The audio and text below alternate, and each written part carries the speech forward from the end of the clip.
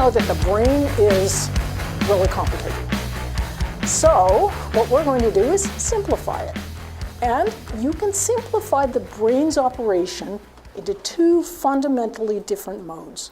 First one is what I'll call focus mode, and the second is what I'll call the diffuse mode. And this is actually, it relates to the default mode network and other related, there's some 24 or 25 so far, neural resting states that have been detected. And so all of these states altogether, I'll just call the diffuse mode. And what can happen, I mean, our best way to really understand these two different modes is to use a metaphor. And the metaphor we're going to use is that of a pinball machine. And a pinball machine, you all know how it works. You just take the pinball and you pull back on the rubber or on the plunger, and a ball goes blinking around on the rubber bumpers, and that's how you get points. And what we're going to do is we're going to take that pinball machine and we're going to superimpose it on the brain. And you see the brain right here. Here's the little ears, and there's the nose right there. And what we're going to do, we're going to take that pinball machine, we're going to put it right on the brain. And there you go. There's the pinball machine on the brain. And you can see how you can pull back on the plunger there, and you've got all these little pinballs, and or the rubber bumpers, and they're all very close together. So what happens is, in focused mode type thinking, like what I'm showing right here, you've got these close together bumpers, and you often have patterns that are already there. For example, if you've already learned how to multiply, and you're trying to do a multiplication problem, you would sit in focus mode, and you've got these patterns that are already there, and you think a thought, and it takes off, and it moves roughly around the rubber bumpers along the pathways it's already been in before, that you've developed as a consequence of previous learning. But what if the pattern you're trying to think is something new?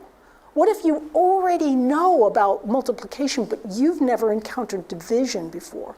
So you're trying to understand this idea, or the concept of limits in calculus. How do you go at a completely new idea that you've never encountered before?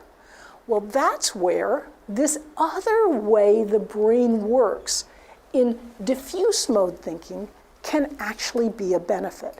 Now take a look. Here's the representative of the diffuse mode, and it's just an analogy, but it's a very good one that helps us understand. Look at how far apart those rubber bumpers are.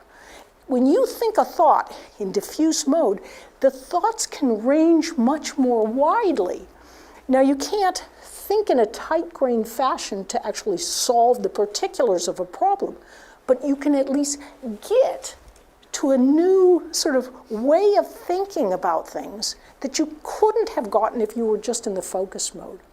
In fact, sometimes when you're trying to solve a really difficult problem, the worst thing you can do is just keep sitting there and focusing on it.